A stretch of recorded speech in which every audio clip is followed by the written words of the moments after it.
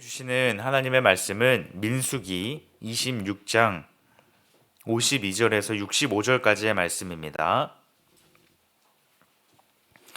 민수기 26장 52절에서 65절까지의 말씀 한 절씩 교독하시고 마지막 절 함께 보도록 하겠습니다.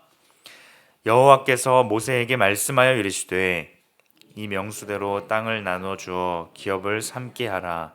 수가 많은 자에게는 기업을 많이 줄 것이요 수가 적은 자에게는 기업을 적게 줄 것이니 그들이 계수된 수대로 각기 기업을 주되 오직 그 땅을 제비 뽑아 나누어 그들의 조상 지파의 이름을 따라 얻게 할지니라.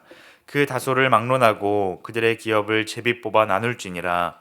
레위인으로 계수된 자들의 종족들은 이러하니 게르손에게서 난 게르손 종족과 고핫에게서 난 고핫 종족과 므라리에게서 난 므라리 종족이며 레위 종족들은 이러하니 림니 종족과 헤브론 종족과 말리 종족과 무시 종족과 고라 종족이라. 고핫은 아므람을 낳았으며 아므람의 처의 이름은 요게벳이니 레위의 딸이요 애굽에서 레위에게서 난 자라. 그가 아므람에게서 아론과 모세와 그의 누리 미리암을 낳았고 아론에게서 나답과 아비유와 엘르아살과 이다말이 낳았더니 나답과 아비유는 다른 불을 여호와 앞에 들이다가 죽었더라. 1개월 이상으로 계수된 레위인의 모든 남자는 2만 3천 명이었더라. 그들은 이스라엘 자손 중 계수에 들지 아니하였으니 이는 이스라엘 자손 중에서 그들에게 준 기업이 없었음이었더라. 제사장 엘르아살이 계수한 자라. 그들이 여리고 맞은편 요단가 모압 평지에서 이스라엘 자손을 계수한 중에는 모세와 제사장 아론이 시내 광야에서 계수한 이스라엘 자손은 한 사람도 들지 못하였으니 이는 여호와께서 그들에게 대하여 말씀하시기를 그들이 반드시 광야에서 죽으리라 하셨음이라. 이러므로 여분네의 아들 갈렙과 눈의 아들 여호수아 외에는 한 사람도 남지 아니하였더라. 아멘. 사람들은 많은 약속을 하고 또 그 약속을 지키면서 살아갑니다. 하지만 아무리 약속을 잘 지키는 사람이라 하더라도 상황에 따라서 또 형편에 따라서 약속을 지키지 못할 때도 있습니다. 하지만 신실하신 하나님께서는 하나님께서 하신 약속을 반드시 기억하시고 이루어 가시는 분이십니다. 하나님께서는 이스라엘 백성들을 약속의 땅으로 인도하십니다. 그리고 그들에게 약속하신 바를 이루어 가십니다. 오늘 본문의 말씀에도 그 약속하신 바를 이루시는 신실하신 하나님의 모습으로서 나타나고 있습니다. 하나님께서는 모세를 통하여서 2차 인구조사를 하게 하셨고 오늘 본문에는 그 땅을 어떻게 분배하는지 그 원칙에 대하여 말씀하고 계십니다. 54절과 55절 말씀을 보면 이렇게 말씀합니다. 수가 많은 자에게는 기업을 많이 줄 것이요 수가 적은 자에게는 기업을 적게 줄 것이니 그들이 계수된 수대로 각기 기업을 주되 오직 그 땅을 제비 뽑아 나누어 그들의 조상 지파의 이름을 따라 얻게 할지니라. 지금 그들이 처한 상황은 어떠한 상황입니까? 이스라엘 백성들은 아직 약속의 땅에 그 가나안 땅에 들어가지 못한 상황입니다. 하나님께서 그 땅을 주시겠다라고 말씀은 하셨지만 그 땅이 정말 자신의 것이 될 것인지 그 땅에 들어갈 수 있는지 그들은 알지 못하였습니다. 그들의 시선으로서는 아직 먼 이야기이고 어쩌면 이루어지지 않을 이야기일지도 모르겠습니다. 그 땅이 이스라엘 백성들의 땅이 아닐 수도 있지만 하나님의 편에서는 어떠합니까? 이미 약속하신 그 땅을 그들에게 주시겠다라고 말씀하셨고 그들에게 이미 주어졌다라는 것입니다. 그들의 눈과 생각으로는 아직 아니지만 하나님께서는 약속하신 바를 신실하게 이루어 가십니다. 이것이 우리의 믿음입니다. 믿음은 하나님께서 이루실 것, 하나님께서 약속하신 바를 기억하며 확신 가운데 살아가는 것입니다. 하나님께서는 성경을 통하여서 우리에게 많은 약속들을 허락하여 주셨습니다. 그 약속 가운데 우리는 의심하며 이 약속이 정말 나에게 이루어질 하나님의 약속인가 생각하며 살아가는 것이 아니라 하나님께서 말씀하신 그 약속이 내 삶 가운데 분명하게 이루어질 것이라는 그 확신 가운데 살아가는 것이 믿음인 줄 믿습니다. 땅 분배에 대해서 하나님께서는 이렇게 말씀하십니다. 위치에 대해서는 제비를 뽑아서 결정할 것을 말씀하시며 또 지파의 크기에 따라서 땅이 분배될 것이라 말씀하십니다. 강한 지파, 힘이 센 지파가 더 비옥하고 더 넓은 땅을 차지할 수 없도록 하나님께서 친히 간섭하시고 원칙을 세우신 것입니다. 어느 민족 하나 어려움이 없도록 하나님께서 공평하게 나누어 주고 계십니다. 이스라엘 백성들은 그 땅 가운데 아무것도 한 것이 없습니다. 그저 하나님께서 선물로 주신 것을 받기만 하는 것입니다. 오늘날 하나님께서는 우리에게 말씀이라는 원칙을 허락하여 주시고 그 말씀으로 우리의 삶을 인도하여 가십니다. 우리는 하나님 말씀 안에서 살아갈 수 있어야 합니다. 말씀이 없이 우리가 살아간다면, 하나님께서 세우신 원칙이 없이 살아간다면 우리는 우리의 생각과 우리의 경험과 우리의 욕심으로 잘못된 인생을 살아갈 것입니다. 그 인생은 죄를 쫓는 인생일 것이고 결국 하나님이 아닌 다른 것을 쫓아 살아가는 악한 삶이 될 것입니다. 하지만 우리가 하나님의 말씀을 기억하고 그 말씀이 우리 삶의 원칙이 되어 그 말씀에 순종하여 살아간다면 하나님께서 우리의 삶을 인도하시는 올바른 방향이 될 것입니다. 그러므로 우리의 삶 가운데 하나님의 말씀을 우리 삶의 기준으로 삼고 원칙으로 삼고 그 말씀에 순종하며 살아가는 우리 모두가 되기를 간절히 소망합니다. 본문에서 사용된 제비를 뽑는다라는 것은 모든 것을 하나님께 맡긴다라는 의미입니다. 우리의 삶 또한 이러한 삶이 되기를 소망합니다. 하나님께서는 우리의 삶을 허락하셨습니다. 모든 것이 하나님께로부터 왔음을 우리는 기억하며 감사의 삶을 살아갈 수 있어야 합니다.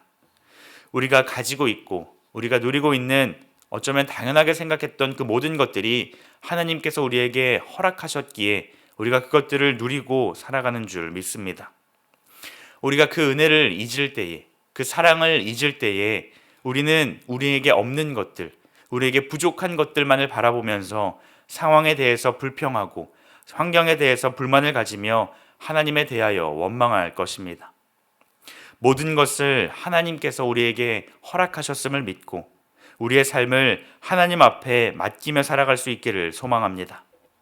나의 노력과 나의 힘으로 된 것이 아니라 하나님의 은혜로서 우리를 사랑하신 그 은혜로서 우리에게 허락하신 줄 믿고 감사하며 살아가는 우리 모두가 되기를 바랍니다. 하나님께서는 이스라엘 백성 전부를 가나안 땅에 들어가도록 허락하지는 않으십니다.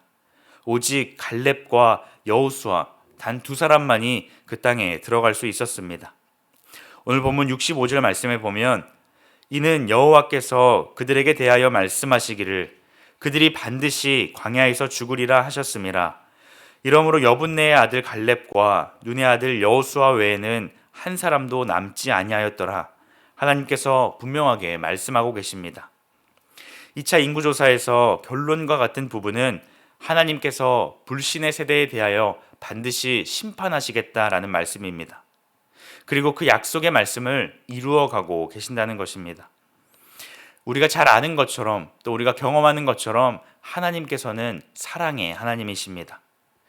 죄인인 우리를 사랑하셔서 이 땅에 아들 예수님을 보내주시고 우리를 구원하신 사랑의 하나님이십니다. 또한 동시에 하나님께서는 공의로우신 분이십니다. 그래서 우리가 짓는 그 죄에 대해서 우리가 가지고 있는 그 죄에 대해서는 반드시 심판하시는 분이십니다. 이 사랑과 공의의 모습이 동시에 나타난 곳이 바로 예수님이 달리신 십자가입니다. 우리를 사랑하신 하나님의 사랑이 그 십자가에서 드러났으며 동시에 죄에 대한 심판이 공의로우신 그 하나님의 모습이 십자가에서 드러났습니다. 갈렙과 여호수아 두 사람을 제외한 모든 사람이 그 약속의 땅에 들어가지 못하고 광야에서 죽게 되었습니다. 하나님께서 말씀하신 것, 하나님께서 약속하신 것이 신실하게 이루어졌습니다. 두려운 현실의 모습을 보여주고 있지만 또한 우리에게 희망이 되는 것은 무엇입니까? 하나님께서 옛 시대의 삶을 끝내시고 새로운 시대로 인도하고 계신다는 것입니다. 사랑하는 성도 여러분, 오늘 우리의 삶도 마찬가지입니다. 옛사람인 우리의 죄된 모습은 그리스도의 십자가와 함께 죽었습니다. 하지만 우리는 그렇게 끝나지 아니하고 부활하신 그리스도로 말미암아 다시 살리심을 받아 하나님의 자녀가 되었습니다.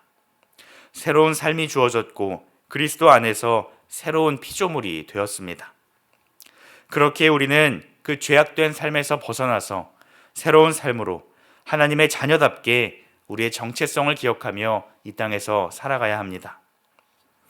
오늘 말씀처럼 하나님께서는 약속하신 바를 반드시 이루어 가시는 분이십니다. 약속에 신실하신 하나님께서 우리를 그렇게 하나님의 자녀로 불러주셨기에 그 약속을 붙잡고 살아가는 우리 모두가 되기를 소망합니다. 세우신 말씀의 원칙에 그 원칙에 따라서 우리가 그 삶을 살아갈 수 있어야 하며 그 세우신 원칙에 감사하며 살아갈 수 있어야 합니다. 하나님 안에서 모든 것이 우리에게 주어졌기에 그 은혜를 기억하고 그 사랑을 기억하며 감사로 우리의 삶을 온전히 하나님께 맡기며 살아가는 변화된 삶을 살아가는 우리 모두가 되기를 주님의 이름으로 축복합니다. 기도하시겠습니다. 하나님 감사합니다. 약속에 신실하신 하나님께서 말씀이라는 원칙을 우리에게 허락하여 주시니 참 감사합니다. 말씀 안에서 살아가게 하시고 말씀 안에서 우리에게 허락하신 은혜에 감사하며 살아갈 수 있도록 인도하여 주시옵소서. 무엇보다 우리를 하나님의 자녀 삼아 주시니 참 감사합니다. 죄된 모습을 버리게 하시고 하나님의 자녀로서 그 정체성을 기억하며 새로운 삶을 살아가는 우리의 삶이 될 수 있도록 인도하여 주시옵소서. 감사드리며 예수님의 이름으로 기도드립니다. 아멘. 이 시간 말씀을 기억하며 함께 기도하기를 원합니다. 하나님께서 세우신 원칙인 말씀을 기억하며 살아가는 우리 모두가 되게 하여 주옵소서. 모든 것이 하나님께로부터 왔음을 기억하며 우리의 삶을 하나님께 드리며 감사로 살아가는 우리 모든 삶 될 수 있도록 붙잡아 주옵소서. 무엇보다 우리를 새로운 피조물로 하나님의 자녀로 불러주셨기에 이전의 죄된 모습을 버리게 하시고 하나님의 자녀답게 살아가는 우리 모두가 되게 하여 주옵소서. 함께 기도하시고 개인의 기도 제목을 가지고 하나님 앞에 나아가도록 하겠습니다. 함께 기도하시겠습니다.